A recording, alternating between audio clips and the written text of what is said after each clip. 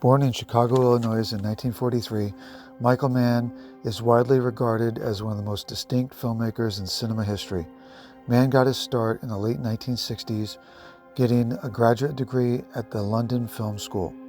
After working on commercials, along with contemporaries Alan Parker, Ridley Scott, and Adrian Lyne, Mann returned to the United States, where he got a break writing for television on Starsky and Hutch, Vegas, and Police Story. Michael Mann's first feature was the television film The Jericho Mile in 1979, which won an Emmy for Outstanding Writing and a DGA Best Director Award. In 1981, Mann's debut feature film for cinema, Thief, entrenched Mann as a visionary director with a brilliant eye for cinematic creativity and psychological character depth. In the 40-plus years since that time, Michael Mann has created some of the most visually spectacular work the silver screen has ever seen.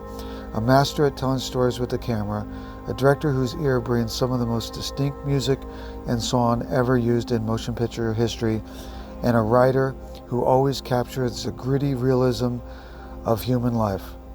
Recently, 3 filmmakers and a film author sat down to share their appreciation for the work of Michael Mann. I am an independent filmmaker based out of Kansas City, Missouri. Some of my films include, I had a feature film called Nailbiter, which was released through Lionsgate in 2012. I made a movie called Arbor Demon, which was originally called Enclosure, which stars Fiona Dourif and Jake Busey, and that movie is currently on Paramount Plus and Epix. I have a family film I did years after that called Belong to Us, which is on Peacock. I made a movie called I Am Lisa, which is also on Peacock. And my latest, They Wait in the Dark, premiered at Fright Fest in London. That should be out early next year if all works out. I'm a philosophy professor in Massachusetts, but the last 20, 30 years I've been working film and television, collaborated on a number of books concerning film and television, including a book on Michael Mann, which I co-edited with Stephen Sanders and Barton Palmer. My name is Glenn McBride Jr. I'm a film director, writer, and producer based in Long Island. Most of my projects are comedy, won numerous awards with my web series Supply and Demand. So I shooting our first romantic Christmas comedy starring myself and Brandon Brass. We're both in your movie Double Vision. Title of the movie is called Pull Out. My name is Terry Wickham. I'm the writer, director, producer of Devil's Five, Terry R. Wickham's Double Vision, Gruesome Threesome, and the upcoming supernatural powerhouse feature film, Terry R. Wickham's Anomaly. Okay, so it's not what you would expect. My favorite Michael Mann movie is The Keep. The reason being is that very early on, like I was probably 4 when it came out on video, my uncle brought it to my grandparents to watch, and I got locked out of the room. So the whole movie, I listened to it under the door. So for a couple of years there, I created an image of what that movie was. And I think it was a scene where Ian McKellen is talking to Malazar. I had created this whole other thing that was in my head. A couple of years later, I somehow got the VHS tape from my uncle and watched it, and I was like, well, that's not at all what I expected. But for some reason, that movie has a lot of nostalgic value, even though I know it's deeply flawed, but I still really like it. I'd have to say Manhunter. It often gets eclipsed in some people's eyes by Silence of the Lambs, which is a great film too, of course, but Manhunter really paved the way for that whole approach to crime fiction, using the profiling as opposed to more traditional detective work. It's a more psychologically complicated story. I think Mann just does an amazing job communicating to the audience visually how it is that Will Graham enters the mind of the serial killer, what that means, how it affects his relationships, how it defines his identity. The whole interaction between the Graham character and the Jack Crawford character, I just think is fascinating to watch their interactions. And of course, this is where we first meet Hannibal Lecter, a tremendous character in crime fiction. Well, my favorite Michael Mann movie has to be Heat. One, come on, Robert De Niro, Al Pacino, they're going head to head. I think why? Because, it just changed the whole genre of heist, crime, caper type of film. It just changed the whole cat and mouse thing between him and Robert De Niro and Al Pacino. And I think even that coffee shop, it's just dope. The way he shot it, just the pacing and just, that whole shootout scene. Come on, man. At the end, it's just nonstop. Usually when you do like an action scene like that, it's music and it's no music. It's just straight a realistic feel what it would be like to be in a shootout like that. So to me, that's just one of his best work for me personally. Well, this is a very tough choice. I mean, really, to be honest with you, there's really two that stand out. The one I would say is my favorite, which might be different than a lot of people's choices, is The Insider. I think The Insider is one of the few movies ever made that's about a subject matter that carries a great weight in our real world, which, you know, is about tobacco and cigarettes and how they pretty much destroy human life as we know it. So it's about a whistleblower, obviously, Jeffrey Wigand. And I just think that the way Michael Mann told that story and the way he wrote it, I believe with Eric Roth, they didn't sugarcoat anything. They didn't try to make it just easily digestible to a Hollywood blockbuster mentality. It's not a popcorn movie. It brings up real dramatic situations. Guy that's going to talk about something that could affect the livelihood of his family, you know, the health insurance. Is his wife going to leave him because now he doesn't have a job? People are threatening, you know, his life and his family's life. I just think that when you think about that subject matter, it took a tremendous amount of courage as a filmmaker to make that on a major level. You know, it's a $60 million film. It has major stars in it like Al Pacino and, you know, Russell Crowe. He did not dumb it down and kind of make it just easily digestible. He attacked the real situation. You know, he lets it like be as realistic as possible. It's got layer upon layer of character depth. So even if you take a character like, you know, Jeffrey Wigand with Russell Crowe plays, you know, you look at, he's a smart guy that doesn't like to take crap. He's got his situation with his wife where he doesn't really talk to her. So we see that even though he's like a great communicator and not afraid to talk, highly intelligent, he's not all perfect. So he has problems talking to his wife. Al Pacino playing Lo Bergman for 60 Minutes, you know, he's got this relationship with Christopher Plummer's character, which is Mike Wallace, and then trying to deal with the corporate issues at CBS. I mean, I just think if you look at that movie as a whole, there's so many people, there's so many characters. I would dare say, to me, it's one of the greatest dramas ever made. It's not a thriller to me. It's not a horror film. But Michael Mann's still able to create unorthodox suspense. I just think it's so amazingly done. There's no other movie like it. But the thing I remember most clearly in that film is that moment he turns and looks at his daughter when something's playing on the television. I just remember the emotional impact, the way that it's shot, the performances, and that whole movie is kind of powder keg that way. I mean, it really builds the character drama and packs it with so much emotion that it's way beyond kind of just investigative journalism. It has this human element to it that you really feel. Look, it's the only movie he was ever nominated for Academy Award. He was nominated for Best Director, and he should have won. Heat is probably his best technical film. I rewatched it recently in the heist scene, the big shootout that's about an hour from the end of the movie is certain directors have homaged or even just flat out copied. And I feel like The Dark Knight owes a lot to the movie Heat, like to the point where the score is even similar in the way it's lit and all that. So I do think that from a technical standpoint, Heat is his best movie and quite possibly the best movie he ever made. I would say probably Heat. Especially the post-shootout in the streets of Los Angeles. You know, crime cinema has given us a zillion shootouts, but Mann is really at the top of his game in this one, using the urban landscape, the cars themselves, the hyper-realism of the actual weapon firing. I put this scene right up there with the car chase in French Connection in terms of gripping action, something that you know in the back of your mind isn't real, but it's made real. There's other scenes in Heat, though, which also show his technical ability at storytelling. And I'm thinking primarily of the scene where Vincent has his guys staking out this building where Macaulay's crew is trying to break into something. And Macaulay starts to realize something's wrong, and that's, you know, and he calls it off. And in contrast to the gun battle scene, this is almost completely quiet and very still, but it's just as gripping. It's just as exciting a scene. And I think that's, you know, technically speaking, this has got to be among Mann's best work. I love Collateral. I think the scene that was really dope for me, there's a scene, Jamie Foxx and Tom Cruise in the cab, and they're driving. No, they stop at this red light, and also they see this wolf kind of like walk by, and it kind of similar, you know what I'm saying? It just kind of just similar what the movie's about. You know what I'm saying? I love that scene. And then, you know, for him, I think it was her first time seeing Tom Cruise as the villain. You know what I'm saying? And it was just flip that. You know, Tom Cruise has gray hair, you know, he's a hitman and he's not the good guy. He's not, you know, he's not smiling. He's not doing the Top Gun smile, you know, look is he's the villain. And then, and even the casting in the movie, it's, great. You got Jamie Foxx, you got Jada Pinkett Smith, you got Tom Cruise, and on and on. It's just a really good cast. This is the movie I consider the greatest crime film of all time. It's Heat, 1995 Heat. I think it's my opinion. I like it more than The Godfather. Whoa. It's 2 hours and 50 minutes. It's a massive story. I know he wrote it in the 70s. He actually made a TV version of it in the late 80s called LA Takedown. He shot that in 19 days with a smaller budget with TV actors. I've actually never seen it, but I know he's not really totally fond of it, but he got a chance to basically remake it. They shot, I believe it's 107 days in 95 different locations around Los Angeles. Wow. So it's a massive film. I just think that, like The Insider, it's one of a kind. What's really interesting about it as a director, as a filmmaker, is that it has this teeter-totter balance, super gritty, realistic action, but yet it's very cerebral and character heavy. It has a lot of dialogue. So you have probably the greatest shootout in the history of film, that gunfire that I've never heard another movie with that sound of the gunfire, where it's echoing through the canyons of LA like that.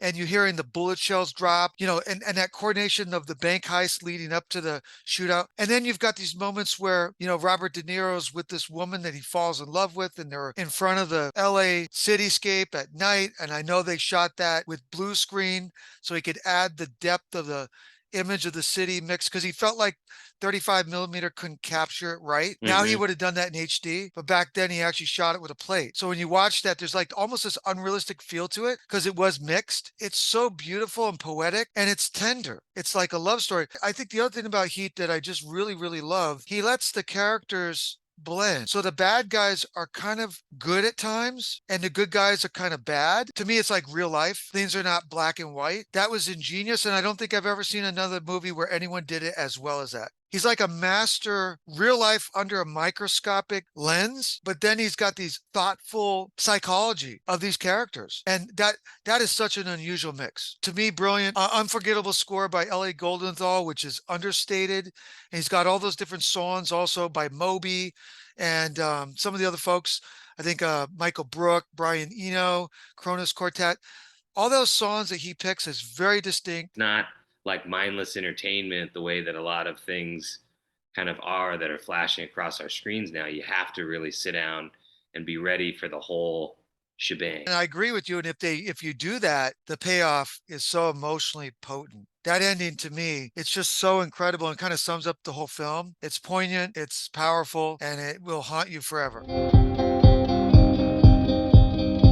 That's a tough one. I would probably say Manhunter's up there. It would probably be Manhunter or The Keep. I just think The Keep is so interesting because it's so outside of his rest of his movies. So it sticks out. And it's probably another reason why he's disowned it in some ways. But Manhunter is excellent too. It is just some amazing imagery with Tom Newton and pre-Hannibal Lecter, Anthony Hopkins, Hannibal Lecter. So I would say maybe I would go with Manhunter because I'm going to keep going back to The Keep. So we'll go with Manhunter this time. Actually, this is going to be the same answer as my favorite. And maybe it's not a surprise that the one I find most interesting is the one that I would characterize as my favorite. So I'm going to go with Manhunter again. Besides introducing us to the world of the novelist Thomas Harris, and by extension, the real life world of FBI profiler John Douglas, on which all this work is based. Other thing that's really fascinating about Manhunter is the way that it demonstrates just how much Mann's aesthetic vision pervades Miami Vice. And I'm talking about the TV show Miami Vice. And it's a matter of controversy amongst TV and film scholars, whether you can even say that the executive producer of a TV show has the same sort of auteur status as we usually accord to film directors. But if you watch Manhunter, along with a whole bunch of Miami Vice episodes, you just see so clearly how much of his sensibility goes into that show. The use of color in the filming, the selection of background music, the casting itself. There are 8 actors from Manhunter that were in Miami Vice. There's even an episode of Miami Vice where Crockett plays the profiler and tries to get into the mind of the serial killer, and tries to avoid going crazy, in the same kind of dynamic that we see with Will Graham. Even the end credits of Manhunter are in the same font as they used for Miami Vice. One of the other things that I just find really interesting about Manhunter is the way it really shows how much of Mann's aesthetic became an important part of this TV show, which I assume all Mann fans share me in thinking very highly of. So yeah, so between all of those things, Manhunter becomes both what I think is his most interesting film and my personal favorite. To say, what was interesting? It was his approach to this movie, because I thought it was going to be more flashy, and it wasn't. It was a little bit more gritty. Miami Vice, I thought it was going to be more flashy, like the TV show, and it wasn't. It was more down to earth and more gritty. I'm saying so. This one had a couple of good choices I could have went between, but I've decided to take 1986 Manhunter. It's the first version of Red Dragon. I think the second version didn't even really need to be made. I saw it in the theater when it came out. It was haunting, not in a supernatural horror film way. I believe it might have been the first movie or even TV to ever focus on profiling a serial killer, where William Peterson's character, Will Graham, has to think like a serial killer to stop Francis Dollarhide or the Red Dragon. And I thought that the way he did that through the dialogue and the moments where there were no dialogue, where you kind of see what Will Graham's thinking, how he has to go back to his greatest foe, which is Dr. Hannibal Lecter, which is played by a different actor, Brian Cox. And he films it in that white, sterile setting. Like some of, whereas Jonathan Demme had that brown, kind of decrepit, cell in Pittsburgh for Silence of the Lambs. I'm not criticizing Silence of the Lambs, but Mann's vision was so unique. And I just think there's so many moments in that film that you don't really forget. Like where she's petting the tiger, she's blind and she can't see what she's even touching. And Dollarhide's trying to kind of like teach her to enjoy like sensations of touch, or where Will Graham is thinking about his family and his wife, and you see her in slow motion, and we see him with the seagulls behind in slow mo. Just there's so many moments in that film. One of my favorites is where he's in the backyard of that house family that got murdered. It's daytime. He kind of climbs up in the tree to see where the perspective of what the killer must have been looking at. It just, to me, that stuff is so fascinating psychologically, and there's really nothing happening as for terms of action. So it's like cerebral suspense and cinema. It's just so beautiful. And the thing about Michael Mann too, that I would actually say visually as a director, is some filmmakers, and I'm not trying to put them down, but you look at someone like Spielberg or even Scorsese, they kind of have a classic visual style. You could kind of almost anticipate the way a film's going to kind of be looked. But with Michael Mann, you can never predict what he's going to do with the camera. He is fearless. Mental tug of war that Will Graham goes through, coming out of semi-retirement, having to go back with a person that could either kill him or his family, facing another like devastating killer. So I just think it's hypnotic. It forever burns into your mind. And to me, it's the most interesting of his work. I'm going to say The Keep because I feel like that movie always gets forgotten. And I think that here's the thing that amazed me. I watched the new season of Stranger Things, the season 4. The main character owes so much to the creature design of Molazar. In fact, all of a sudden, I was commenting on it. Nobody else in the room knew what I was talking about, least of all my kids. And so then all of a sudden I saw people popping up pictures comparing the two, and they're like side by side. And they're like, well, it looks like the makers of Stranger Things, the Duffer Brothers, had seen The Keep and hoped that no one else had at that point, So it's very interesting because literally his body shape and everything is very similar. So I think that movie's kind of going to have a renaissance at some point here soon, where they're going to force Michael Mann to find the missing footage, because the movie's very obviously hacked to pieces, which almost makes it even more interesting to me, because it's like, okay, there's so many moments in that movie that I think are brilliant. You can only imagine how good it was had it not been cut down from, I think there's like 30 or 40 minutes missing out of that movie, apparently. Yeah, I've heard the same thing. And you can feel it. You could tell. You can feel it, yeah. Yeah, you can tell. So, but if it had been just left alone, it could have been like early Guillermo del Toro in terms of like, and maybe Michael Mann would go back and make another horror movie after that. I don't know. I would love to see him do that. Oh my God. Totally. I think the most underrated Mann film would be Thief. For whatever reason, this film tends to be neglected, not by man aficionados, of course, but by the general crime film audience. Just like people don't even know about it. It's never become one of those films that's in heavy rotation on cable. Why does it seem like we've all seen Hunt for Red October 14,000 times? It's always on, right? So if you're sitting there channel surfing, there's Hunt for Red October. Again, a great movie, but this is just to explain, everybody knows this movie really well. Thief's never on.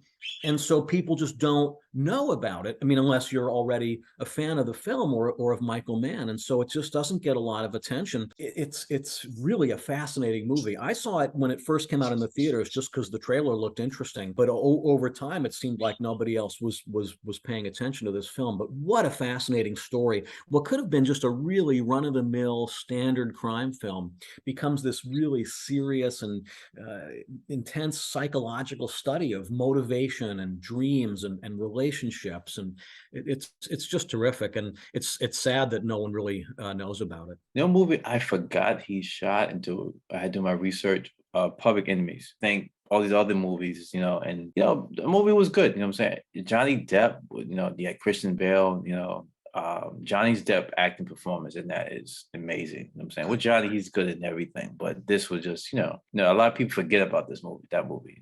I think that's a great film by Michael Mann. It's got to be Collateral. Nobody really talks about that. They'll talk about Last of the Mohicans, right? Or Heat or The Insider.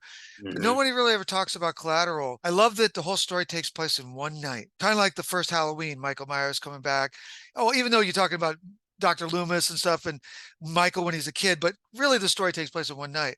There's something about that I like because it makes it immediate, makes it important. There's a certain propulsion to the story. I think it's visually striking movie, especially because he shot it both with 35 millimeter and digital, HD. Because I know he said you could never really see the clouds the way they really are on film. So he tried to combine that. And then he started doing it for like almost all his films, Miami Vice, Public Enemies, etc. I don't think there's any other movie shot in LA that looks like Collateral. Heat does a little bit, but it didn't have HD. So that kind of makes it look a little different. I think the soundtrack by James Newton Howard, which kind of has a little bit of, I dare say, traditional thriller scoring, but it's kind of got a little bit of that, which it kind of needed. Then you've got the songs by Miles Davis, Paul Oakenfold, like in the Korean club scene, Audio Slave. He just puts the right stuff that no one else would have chosen that makes his movie very distinctly his. And the acting performance are like the highest level. Mark Ruffalo, Tom Cruise, Jamie Foxx, Jada Pinkett. They're just all the top level. It's just amazing. Yeah, and they're all good actors. We've seen them be good in all sorts of things, but all of them were doing something a little different in this one, and it really worked. To say, I had the good fortune of seeing the DVD release theatrical showing of Collateral. I'd seen it in the theater already. Michael Mann was in attendance. So I went to the showing in New York City. I didn't know where he was going to sit, and I certainly wasn't trying to stalk him. He ended up sitting 2 rows beneath me to the right. So I could actually see him, but I didn't bother him or any of his family or his entourage. And then he did a Q&A after the film. I did ask a couple questions that he picked me. And the one thing I would say to you, and then I actually met him after the showing one-on-one. I waited to be the last person, and he signed my Insider DVD and everything. The thing that I'd say about meeting him in person and watching him on Q&A, his questions were so detailed that I don't think anyone in the audience was prepared for the answers. I actually saw people leave the theater because he was so technical. You got the impression that this guy knows every single thing about what you asked about in the film. And when I met him afterwards, I really picked up 3 things from just being next to him. Highly intelligent. He exudes power, money. You just felt that this is a guy who's got a lot of money. He's highly intelligent and he has a lot of power. Is the money thing because he's like, carefully dressed and well put together, or what is it that gives off that money vibe? I think that was part of it because he had a really expensive suit and, expensive watch. Yeah. And you could just see he was very well put together. And I said to him, now, of course, he didn't know who I was, right? So I said to him before he was signing my DVD, I said, you're really, you're a very big influence for other directors. And he looked at me like, which director is this? Because of course he wouldn't have known me, but for someone to say that, he looked at me like, well, which director are you? He didn't ask me, and obviously I didn't go into it, but I remember he gave me the suspicious kind of look. Mm. With his glasses and everything. But it was great getting a chance. So that kind of gives that movie even a little bit more meaning for me because I actually met him at a showing. I'm going to go with Tom Cruise in Collateral. I just think his performance, I remember when I saw that movie, I thought it was such a different performance. You expect Pacino to chew the scenery. You expect De Niro to be sort of, playing that kind of character. But like Tom Cruise, that was a complete 180 from what he's normally doing. And so 100% sure he's done anything like that since. He's gone back to just playing the hero. And here he's playing a hitman and he just looks different, like his hair is different. I'm going to go with Tom Cruise with Collateral. He doesn't make bad movies. Say what you will about him. Like very rarely does he really miss the mark. I think that was just a really big surprise, and I wish he would play more characters like that. I really do. Yeah. I think that that was such a nice. He's proven himself to be a huge blockbuster movie star, so he can take some time and play a villain every now and then. Because I just thought that it was a cool performance. People might be surprised if I don't say Pacino or De Niro, both of whom, of course, I adore.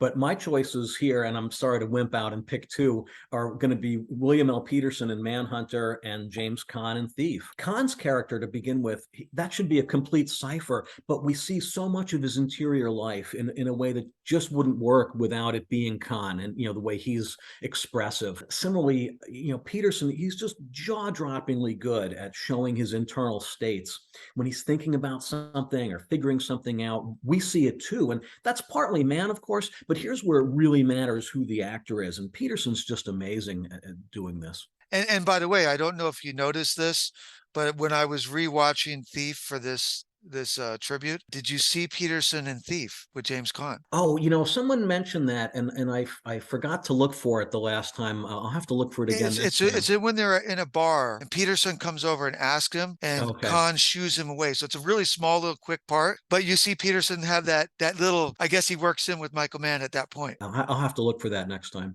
I will have to give it to Will Smith and Ali. I love Ali. A lot of people didn't think Will can pull it off. You know what I'm saying? It's Muhammad Ali. You know what I'm saying? It's the greatest of all time. And we have so much polarized images of Muhammad Ali. He's embedded in our brains. If it doesn't even match a little bit to what we know Muhammad Ali is, we're gonna zone out. And I remember going to the movies to go see that. And it was just amazing. You know what I'm saying? Will did a great job playing Muhammad Ali. Even John Voight. You know what I'm saying? He's great. And Howard Cosell. Yes. And even Jamie Foxx. You know what I'm saying? Jamie Foxx, everybody shines that movie. But Will carried that movie. And that's a lot of pressure. You're not playing just anybody. You're playing Muhammad Ali. And I think Muhammad Ali was alive at the time. I think he was still alive. Yeah, he was still alive. But that's even more pressure.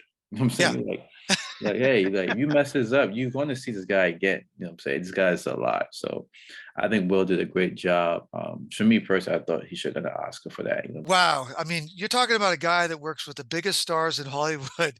James Caan on his first film, Scott Glenn. I don't know if you call him big stars, Scott Glenn and Jorgen Prochnow in The Keep. Then they have Peterson and some of the people in, Manhunter. I think the obvious choices would be Daniel Day-Lewis, Robert De Niro, Al Pacino, Russell Crowe. But for me, it really came down to a guy that every second he's on the screen, he was so believable and was unequivocally just like nailed you. He never played another role like this in his whole career. And I think he should, because he did it so well, which was probably a combination of what the character was written and Michael Mann's direction and relationship on this movie. It's got to be Tom Cruise in Collateral. He was a juggernaut. Yeah. There wasn't one scene in that movie that you didn't believe he was a hired contract killer. And a totally different role for him. No Top Gun, no Risky Business, Losing It, Legend, Born on the 4th of July. There was none of that in this character of Vincent, this contract killer for a drug lord. And the close combat fighting, taking a gun and shooting 3 people in less than a second. I mean, it was just amazing. And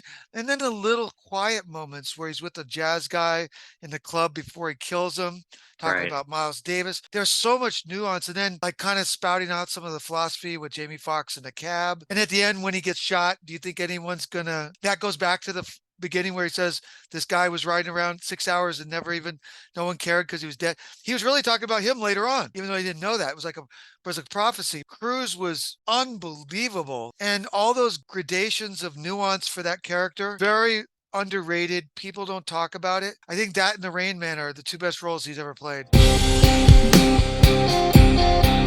I had the soundtrack to Last of the Mohicans when I was probably 13 years old, and so I always thought that score was incredible. It's completely different from all his rest of his scores. The rest of his scores are a little bit more like ethereal or like almost borderline synth. So that one, obviously, he had to go big with an orchestral score. I like the Keep score, even though it's a weird thing where Tangerine Dream was like, we're scoring a movie with synthesizers, but it's set in the 40s, which is a very strange. I don't know how many other movies have done that, where it's like this really weird contrast of like modern music, almost modern music, with like a 1940s World War II setting. It works for me. I think if I was to show my wife that movie, she'd be like, why is this score like this? But I said that was the style. And that was the thing. Tangerine Dream also did Legend, which also has a very like almost borderline contrasting score to what's happening. And then if you think about it, he had worked with Tangerine Dream on his first film, Thief, which is that score fits that movie. I think it's better. But for whatever reason, The Keep has a tone and an atmosphere to it that I don't know if it's ever been recreated. Because I while watching it again, I watch that movie once or twice a year because I just find it fascinating, even though I can tell there's problems with it. But there's something about that movie. I'm like, has there ever been a movie like this before or after, where it's like this combination of, like I said, modern score with a very weird, who are our protagonists, who are, who the antagonists are. It's a very interesting, you could tell that there's probably a lot more with Scott Glenn's character that was removed. Obviously, Ian McKellen's character is kind of the main protagonist, even though he starts serving the bad guy and stuff. So, I mean, it's a very interesting movie that I think there's probably a better version of that movie out there somewhere. I think the Tangerine Dream soundtrack to Thief is amazingly effective. At the time, that was a relatively novel approach to scoring a film, using an avant-garde sound like that. I'd never heard a film scored that way before. But, now, of course, lots of people go for that same sort of effect. But for Mann, that was really innovative. It holds up really well. Like, even if you watch it today, it's not like, oh, that's some 80s thing. It really holds up today as far as the emotional impact and the way it sort of underscores what's going on visually. I have to give a shout out, though, to a really effective use of a more traditional scoring would be Last of the Mohicans, which is just outstanding. Scoring there as well in a more traditional way, but doing a really good job with it. So I think it's interesting that if you think about Mann sometimes going like, the Tangerine Dream and Thief sort of approach, but he's also capable of doing that more traditional approach like we see in Last of the Mohicans, and it works both ways, which means he really knows what he's doing when he's picking out music. James Newton Howard in Collateral, just the music in Collateral, I really like the scene in the club where you got Tom Cruise's character going against the mobsters in the club, the music at the end and the finale and everything. I think the music to compose with that movie is dope. I like that one. That one sticks out to me the most. And maybe Miami Vice, but I can feel it tonight, the way they flipped it and stuff like that. That kind of works out too. So those two movies, but never had a toss-up, it'd be more Collateral. Ooh, that's a tough one, because God knows he's a master of people scoring his films and getting all these songs that fit, that are different than most filmmakers. It was a hard choice for me. Ultimately, it came down to both the score and the songs together in The Insider. I thought that Peter Bork and Lisa Gerrard's haunting vocals in The Insider, where you have all those moments where Russell Crowe is trying to deal with his life falling apart, not knowing how he's going to come out of this. He might get killed. And then the scenes where Al Pacino's character is trying to fight for him to get on 60 Minutes, and the corporation doesn't want to put him there. I just think her voice really added to that dimension of drama. And then those songs, like with the guitar, where Al Pacino's out in the water trying to talk to Russell Crowe to convince him that he's still fighting for him. And you're hearing that like kind of, it's like an acoustic guitar, there's saxophone in scenes. It's just a really amazing, highly diverse stuff that fits the moods perfectly. That would be my choice, would be The Insider. Probably going to go back to that sequence in Heat where the final robbery, bank robbery. It's just the whole thing is just it's been emulated like the beginning of The Dark Knight, and there's just all these things about it that I feel like Christopher Nolan saw that and he's like, oh my god, this is amazing. I need to figure out a way of doing something similar. So I don't know, like, because I'm watching it, I watched it again. I'm like, okay, knowing what we know about making movies, the amount of work that went into that, like you got to shut down LA streets and you got to do all this stuff that's just incredibly difficult and intricate. The one thing I like about that scene is I know where everybody is in relation to themselves. If you were to take Michael Bay instead of Michael Mann and direct the same sequence, it would be completely incomprehensible. So you have to give Michael Mann credit for understanding how to direct action, and people are running from one direction to the next and you can follow the action. And I think that's a dying art for him, because a lot of modern cinema, they just film every angle and hope that it comes together in the edit with multiple cameras instead of actually methodically thinking out what each shot is and where everybody's going, being able to follow the action. Because obviously, if you can't follow the action, you don't feel like there's anything emotionally at stake. So I feel like that sequence is impressive, and I can't think of anything better in his collection. Obviously, The Insider is a different kind of movie altogether. It's still tense, but it's got more courtroom scenes, and it's just a different kind of movie. Obviously, Collateral is great. I just think that for whatever reason, that sequence, and in fact, even the first sequence in Heat, where they're wearing the ski masks or the hockey masks. Oh, yeah. I strongly emulated by other directors. So I think I think he really, for me, I think Heat's his best movie, and for that reason. And I think that arguably one of the better movies of the 90s. Like we talked earlier, I said it's probably the best movie from the 90s that didn't get up for Best Picture. And I think if they were to go back in time, that would be different. Probably change their mind. That was the year that the Braveheart won. I think so, won for yeah. 90, yeah. So, Yeah. And Braveheart's great. Don't get me wrong. I'm not taking anything out of Braveheart, away from Braveheart, but I feel like Heat has managed to stand the test of time a little bit better.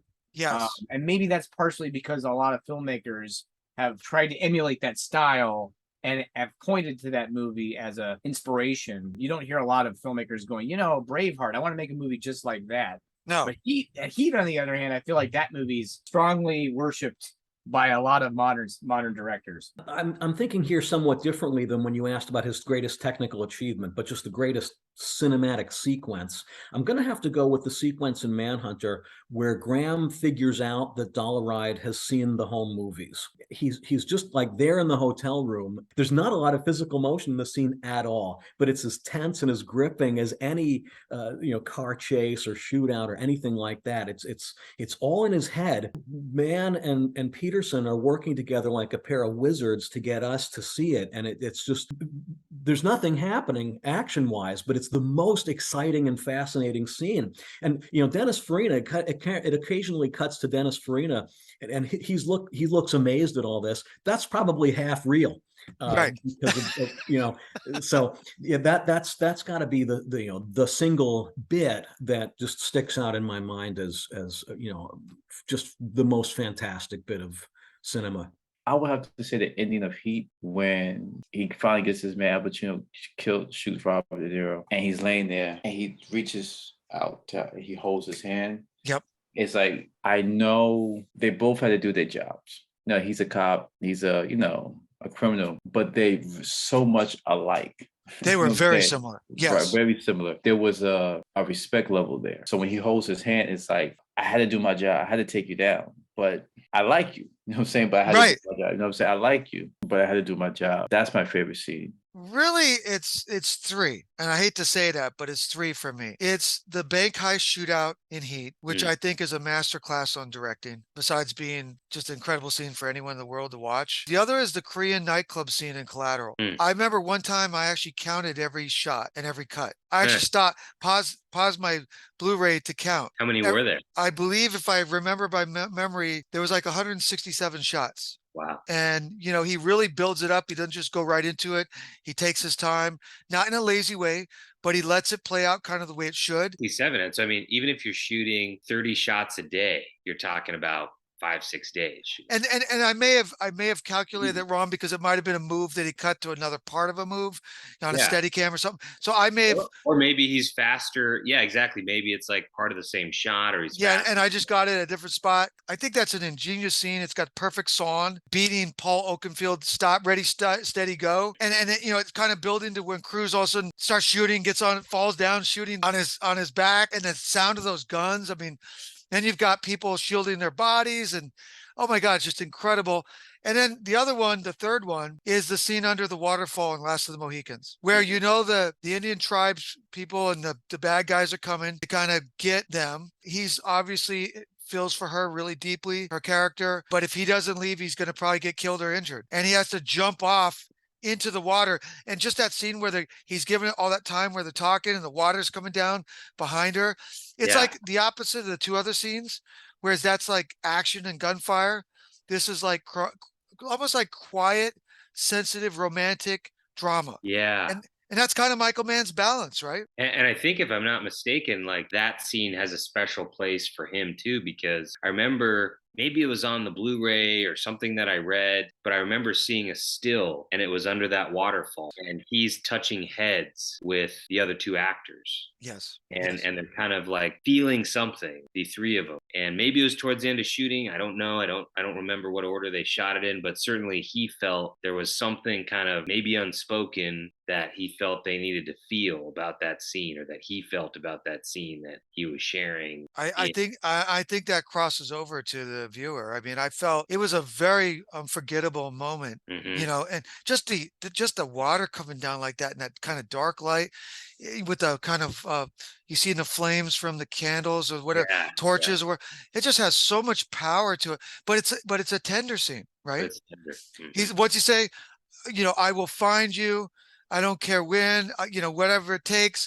I mean, it's really highly romantic, and it's just so unforgettable. So to me, when you combine those the action with that tenderness, that's really Michael Mann in a nutshell. And that's why people look back at Heat and they're like, well, that movie it feels so grounded in reality. It's almost 3 hours and doesn't really feel like it's almost 3 hours. It moves along and the characters are all well drawn out. Even the smallest character is interesting. I think it's one of the better Val Kilmer performances. Honestly, I think it's probably his best next to Tombstone. Yeah, I would agree with that. And, Michael Mann, I think the other thing that he doesn't get enough credit to in terms of the general public, I don't mean filmmakers, he'll have movies that have a lot of action, which is really well done, but he always gets the people part. He gets the characters, whether it be the all those different characters in The Insider, or Ali with Will Smith and his wife, and Malcolm X in the movie, or Daniel Day-Lewis with Madeline Stowe and the Indians, and that one that was the brutal killing Indian with the shaved head. I mean, he knows how to juggle a lot of people, but never loses focus of what the story is. Well, and I didn't realize Heat was actually, and I did not know this, and I'm embarrassed to say I didn't know, that it was already made as a TV movie called LA Shakedown. Yes. No idea that actually, but I don't think anyone talks about it because apparently it wasn't very good. But they're like, it was like his test run on that particular movie. And then when he made it with Al Pacino and De Niro and Val Kilmer, and even Tom Sizemore is great in that movie.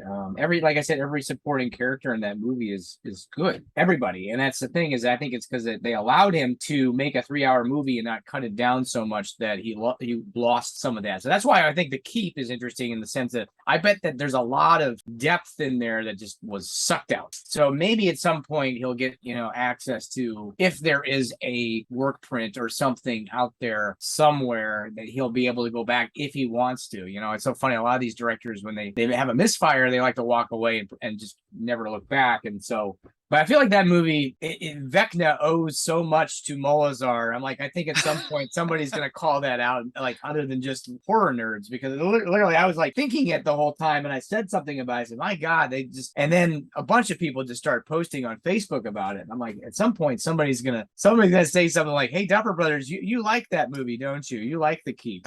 And it's not just Nightmare on Elm Street that you like. It's The Keep and all that. So I'm waiting for them to remake The Keep. I really am. him. I feel like they've mentioned there's been rumors of it because the book, I know that they've always wanted to do a different version of it, but it will not have an interesting score to clash with the visuals. Yes. I guarantee you, it'll be a movie set in 1941 with like timely music, or orchestral music. Yeah, when I think of Michael Mann, I don't think there's anyone exactly like him. Like, you look at like a guy like Steven Spielberg, who to me is very almost old-fashioned the way he tells stories, and it's not a negative criticism, but it's kind of like a visually a little bit predictable crane shots. The camera's going to do this, it's kind of do that.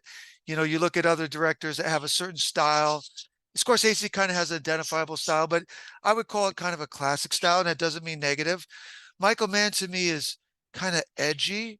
He's unpredictable. I never feel that when you watch his movies, you can anticipate the next shot. And that's a great quality. No, I think you're right about that. I saw the Jericho Mile when it came out on TV in 79. I was a boy. And at the time, we didn't have cable and VHS didn't exist. I saw that movie as a boy on TV. And it's not like, oh, I know this is Michael Mann, but I had remembered seeing his name on Starsky and Hutch because I did kind of pay attention to credits. It kind of started to sink into me, and then when I saw Thief, I didn't see it in the theater, but I saw it very early on VHS, probably like 83. Came out 81, I probably saw it 83. And then I did see The Keep and every movie since then in the theater. I actually have not seen Blackhat. I have to catch that Blackhat at some point. It's actually better than you're going to think. And it's too bad he hasn't made a movie since. I read that he's working on a film about Ferrari. Yes. Enzo Ferrari. Yes. So and it's kind of scary for us Michael Mann film fans is I saw him on a recent interview in Italy for that film. He's almost 80 years old. So we better appreciate him because we both know he's not going to live forever. Nobody does. Hopefully he'll see this tribute. Yeah, hope so. That'd be great. I would love it if it made him smile. You know what I mean? I agree. I think I was watching the making of Collateral, interviewing Jamie Foxx. And Jamie Foxx was like, yo, where does Michael Mann find these locations? Like in LA. He's like, yo, these are like, he's like, I live in LA. I've never seen these locations. He wants to go there. You know what I'm saying? He wants to feel it. He wants you, but it also helps the actors. We can tell after a while that's a soundstage. Our eye has become more sophisticated. We could tell with that CGI and everything. So, he doesn't believe in that. I don't think anything he's done as special effects. I heard him say a quote one time. He said, there's nothing more interesting than reality. Right. That's it. Like the Ali.